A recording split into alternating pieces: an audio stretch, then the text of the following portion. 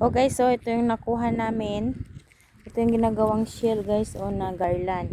Ito po yun, oh. Marami po dito guys, tingnan nyo naman guys, oh.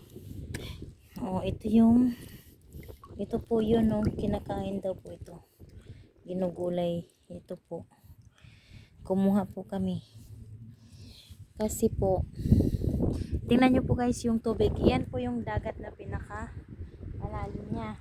May mga tubig po kasi dito sa bandang dito na nawalan ng tubig. Ito po yun guys. Wala kasi akong lagayan. So dito ko na nilagay. Ito po yung ginagawa nilang yung ginagawa nilang tawag doon. Ginagawa nila guys na ayan guys, oh. Makain daw po ito. So kumuha tayo para ating itatry itong biyaya ng dagat. So